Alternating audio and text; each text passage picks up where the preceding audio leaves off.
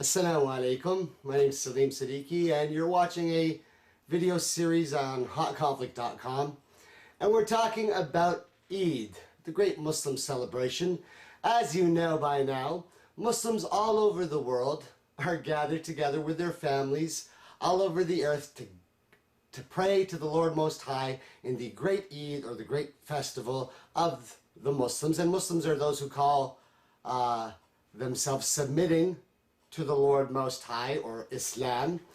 And all of them have gathered to pray, bowing their head in worship to the Lord, facing towards Mecca, the Kaaba, the holy house that Abraham and his son Ishmael built to worship the Lord Most High.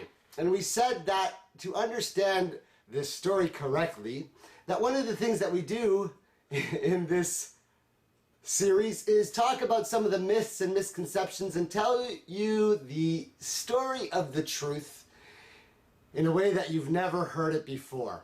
And we've been making some bold claims and amazing challenges. And as I've continued to tell you, if the story of the truth is being told, then each part of the story must continue to get more incredible and amazing, yet surprisingly be obvious and clear, and something that anyone can find out from any source. But before we get too far, we have to focus on the fundamentals, because I said there's nothing great about me telling the story. I'm just a son of Adam. So what are the fundamentals? The fundamentals are that we say we worship Allah, the Lord, the God Most High. And that the one thing we've understood in this story so far is that the Lord Most High, as has been known from the beginning of the story till now, is referred to as the light. Because the only true way to understand the Lord is to refer to him as the light, as all prophets of the Lord understood and educated their people in this story. And so we said that the Lord Most High is the creator of the universe and everything in it. He is higher and greater than that. There is no image or icon or cross or triangle or symbol that can describe the Lord Most High. He is greater than all of that. And so we said that part of the fundamentals is that the Lord created angels made of the light, and they do not have free will. They obey the commandments of the Lord. But there are another form of creation called the Jinn. And we've gone through long descriptions of that issue and described that we're talking about creatures made of smokeless fire or other races that were created before mankind, and that they are in existence and are spread on this earth in a dimension that we can't see, or the unseen world, and throughout the galaxy and universe. And we've continued to say that this is an intergalactic struggle of epic proportions between people who follow the light and the battle over the dark. Now we've said that Satan, who is the leader of the other races at that time, challenged Adam upon the creation and began this war. Now the thing that we understood about some of the other races is that they are of the darkness, following Satan, not having the light, and that they will continue to misdirect us and deceive us. And so we've continued to tell the story as the fundamentals go, that there will be prophets in succession bringing the word, as the Lord Most High taught Adam the word and the names of all things, and that the prophets would all bear the truth of the light of these fundamentals, that we are sons of Adam. We live, we die, we are breathed of the soul, and our souls will be raised, and we will be judged by the Lord Most High, the one who has created the universe and everything in it. And there is punishment and reward in heaven and hell. And a final fundamental that we should not forget, that the Lord Most High, the creator of the universe, is the one who knows and sees and understands all of this, and he is the planner and the qadir of all things. And so we've continued to talk about the process of understanding this story and keeping these fundamentals, and we've said that always understand in this story that we're talking about a battle between light versus dark. And unfortunately, we've said throughout this history, mankind has been tricked and deceived many times throughout many civilizations, and at times we've talked about how there's been contact and communication with various other of the alien races or Jinn races that are without the universe, and that some of them have been malevolent and some of them have been benevolent.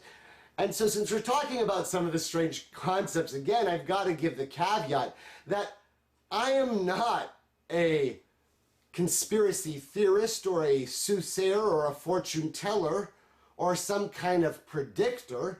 I am claiming to know nothing but the word and telling you a story just in a way that you have never heard it before in the English tongue. And so because I'm telling you the story, I want you to continue to remember the fundamentals, and that as the storyteller, I am claiming that this is not just a tale of fiction, that this is the story of the truth, and so therefore it must be what? It must be greater and grander than anything you have known before. It must be, yes, sometimes a little bit scarier, as so many people are interested in the parts of the conversation where I've talked about the dark and the supernatural. But we must always remember that we're saying that those who have faith in the Lord Most High and understand our position as the Lord has made us the most superior race of the races, is that we are to worship the Lord Most High and not forget that concept. And that is how you gain the light. Now, many people are attracted to the darkness and have been deceived. And we've talked, before we get into the rest of the story, because we were just about to get to a very dramatic point, like I said, we need to make this caveat again, because many people get deceived and they become interested in communication and mediums and divining rods and all other kinds of other secret artifacts or possessed objects and whatnot. And many people are trying to learn information from the other side. But we're saying, if you understand the story of truth and someone who tells you the story of the truth, then we are always going to tell you the reality that it is the Lord Most High who's created everything in this universe, and therefore to understand the Lord Most High and have knowledge of His words is always going to be greater than any knowledge of aliens and other races and other dimensions, because we're saying that the knowledge that some people are so excitedly seeking of the other side is just part of the creation. Yes, I'm telling you that the tale I'm telling you is so weird and strange, but at the same time, I'm telling you all the strange and weird parts are not ever going to be greater. Knowing all the weirdness of our galaxies and all the other aliens in life, and we've continued to talk about that, and the galactic struggle for water as the great purifier and life bringer, and some of the concepts that are way out there that both the most intelligent of our people and those who are in the know of the most secret of secret groups understand, as I'm relating to you, that we should never be tricked by that into not understanding that isn't it always going to be greater to know the truth of the story of the Lord, the one who has created the universe and everything in it. You are searching for the light of the one that is higher and greater than all that. And because the story must fit and work perfectly, it must be true that the power of the word of the Lord Most High is more powerful than any kind of supernatural power. Okay, and since we're getting to this point in the story where we're going to make a dramatic shift and telling you how it is that I, a humble servant of God, am able to give you this tale, it is going to be part of the story that is dramatic yet so surprisingly beautiful. We are saying that we must remember that we are not talking about a soothsayer making predictions. We are not using some medium form to try and tell a story. We are not suggesting that this is some kind of secret cover-up that is now being released. No, we are telling you that this is the truth of everything. And because it is the whole truth and nothing but the truth, so help me God, by understanding this story of truth, you should be able to know all of the answers to all of the questions that people have been pondering about since the beginning of time. Of course, I'm not answering every single one of them, but the answers are within the story itself. Before I get too excited, I was saying that we're not using some kind of strange method of communicating with the other side. And by now you should know that there are many people of different various types who have different abilities from the sons of Adam to understand different things. And of the stories and tales of mankind, there are many about that, but all of them should be understood within the story that I'm telling you, because I'm not just giving you one little piece of a tale. I'm trying to get you to understand the whole story of truth, and in this is a sign for those who are paying attention. But we said because the story that I'm telling you is the story of truth, then those who are listening to my tale, you know, when you see false prophets and people make predictions, I have to disclose, I am not a prophet. If you've understood the fundamentals, then you must know that the story we have always told has certain fundamentals. La ilaha illallah, there is only one God. And from this moment on, Muhammadur Rasulullah, Muhammad is the final messenger. And we went through the tale, if you don't understand the prophets in succession and how we are at this point in the story of all of the sons of Adam, in the story of this planet. Like I said, we want to stay away from the labels and the groups and the politics, and we're talking about a tale of epic proportions, grander than anything you have ever heard before in this English language, that we are saying to remember that this whole story is about how to benefit our whole human race, because it has been a galactic struggle from the beginning of time, although many of us have been deceived from the story of the truth, that because I'm not just a soothsayer or a predictor, that what I am giving you is not from myself, is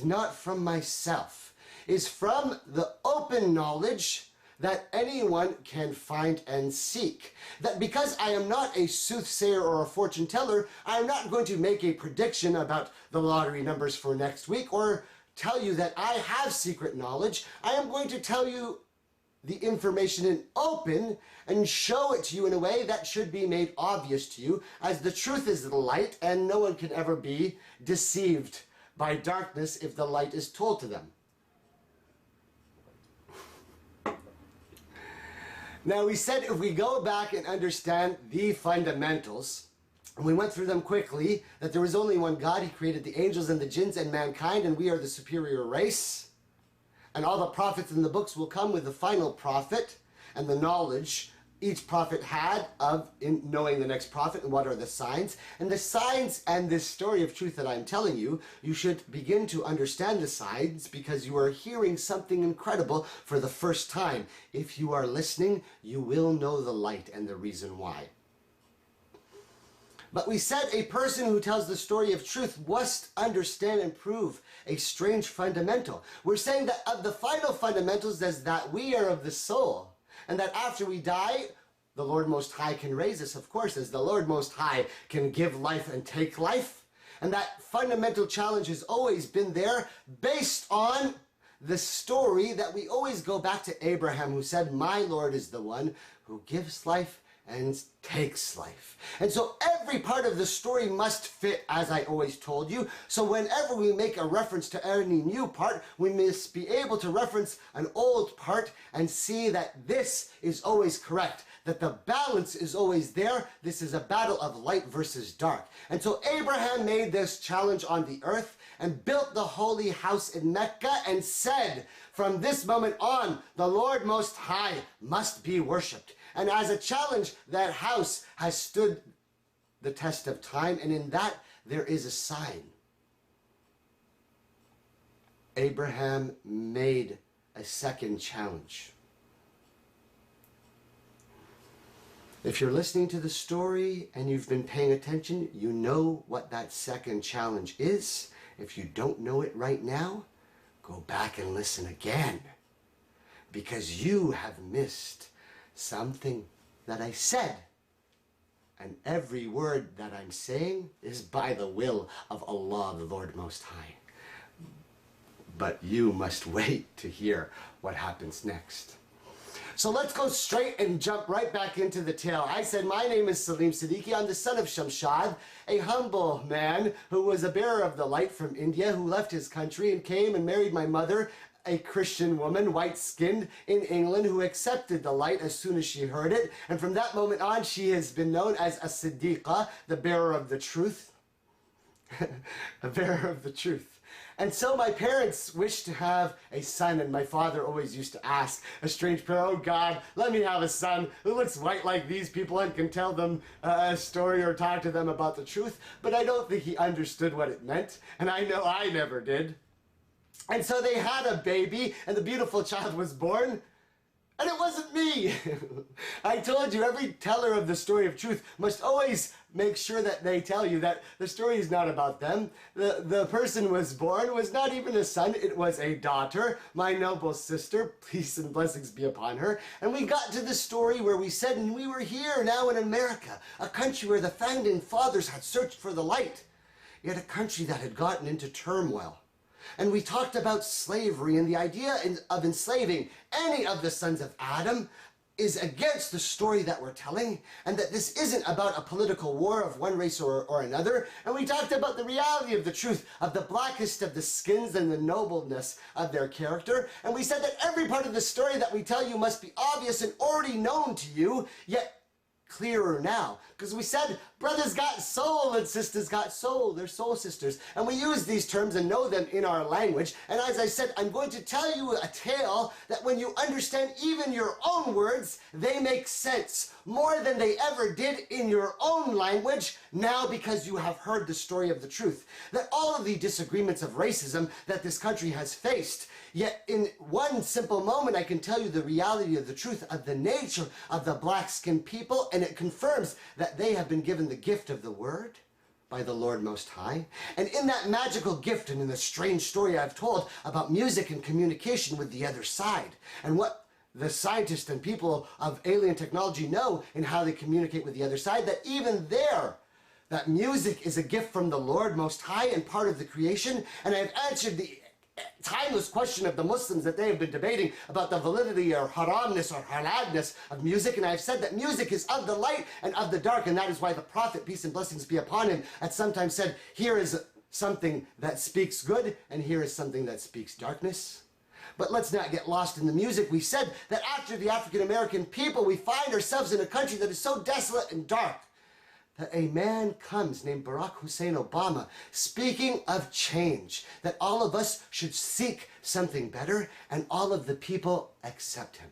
That in the most noble of countries and the most powerful on this planet, a time has come where a dark-skinned man is made as their leader, and in that there is a sign. And I've even claimed something bolder, that the advent to the world, that all of the signs from the Prophet Muhammad, all of the signs from the Prophet Muhammad showed major changes, that he was the final prophet to all of the world, and that is why the whole world has been made pure, and that his sign of the splitting of the moon was there to make clear to the whole of the world and even the other races. And so that the sign has come to this earth that someone who speaks the truth should be listened to, and that the advent of Barack Hussein Obama is a sign that the story of truth is coming to a land for the first time they have ever heard it, because the story of truth is only revealed when the Lord Most High says it to be so and plants the seed. And so I'm making a bold claim, Salim Siddiqui, son of Shamshad, that Barack Hussein Obama, Barack, the good sign, Hussein of the great news, of the goodness to come, is a sign that your son is speaking the story.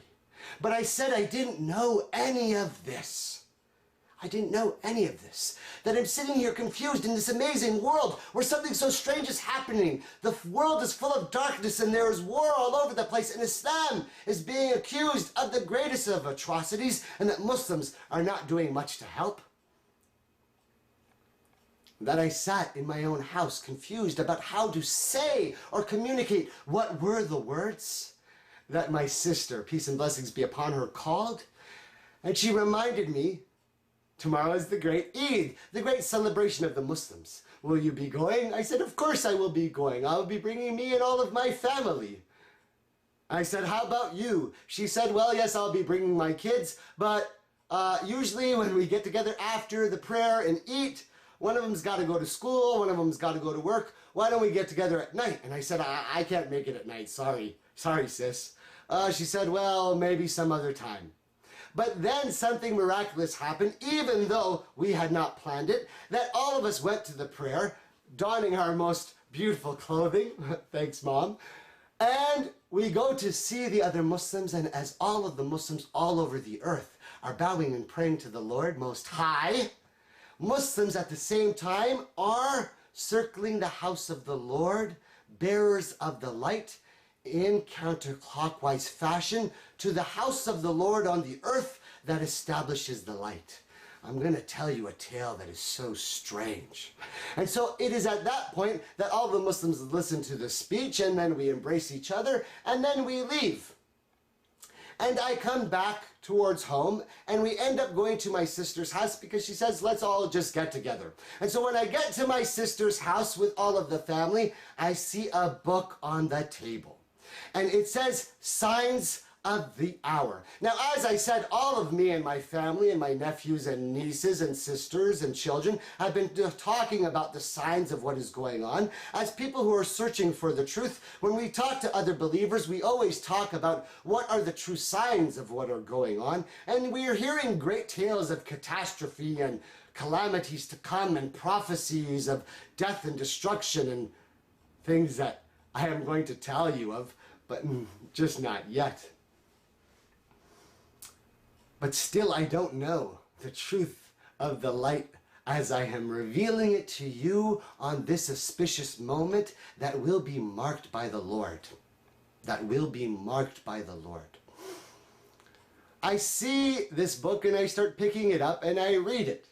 And I'm looking through some of the things and I find some statements about something that happened during the time of the Prophet Muhammed. And so I'm discussing these things with my nephews and nieces and spending the time with my family and talking about different things, and we're all having the discussion. And as always, you know, the family eats and we share food and then we break apart and we go our own ways. And no one plans anything, and no one says, you know, we should do something, that we should be paying attention to the signs, because all of us, and I'm saying myself that I am no better than anyone else, all of us are the sons of Adam, and we forget the truth sometimes. We are deceived, or the light gets covered and we forget to remember. And when you understand my words as I complete the tale, you will be more amazed than you are right now. Later on that evening, I am sitting at home alone, and I am thinking to myself, what is it that I must do? How do I start to actually make a difference and really do things? I mean, I'm on the radio, I'm trying to get on television, I'm trying to write a book, I'm trying to give audio lectures, I'm doing these little video podcasts and video things on YouTube. I'm trying to do little things, but I really don't understand what I'm supposed to do. And I told you that when someone who tells you the story of the truth reveals to you the way they got the truth of the light, it must be something that is so incredible and so unbelievable that you can't believe that the Lord Most High is that generous. La ilaha illallah. There's only one God. And so in understanding the fundamentals, let's not get lost. We said that he is the Lord Most High, creator of all of the universe, the one who knows all things and is planner of all things, greater than any alien or jinn or even angel of the Lord made of the light, that he made us, sons of Adam, as the most superior race, both genetically, as the other races will tell you, and breathed of the light. He taught Adam the word and the names of all things. And so as I speak to you in the English language, in this strange occasion, telling you a story that you have never heard before, I remind you to remember the fundamentals. That when someone tells you the story of the truth, they tell you that they received the light in the same way that every single person who has ever received guidance from the Lord has ever gotten it.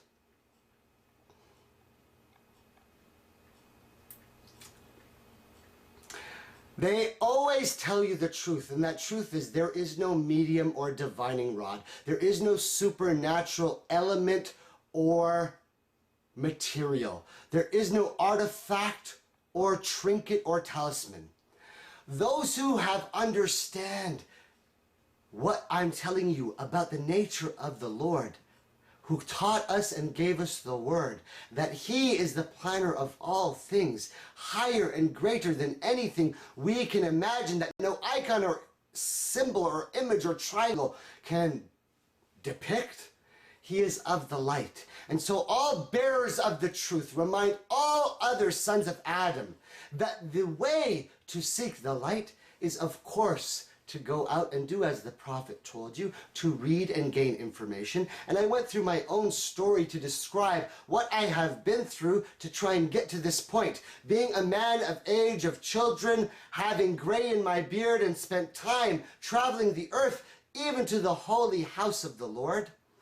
But the way, as I said, at this point, I still didn't understand anything that I'm telling you. And so how is it that you truly gain the light?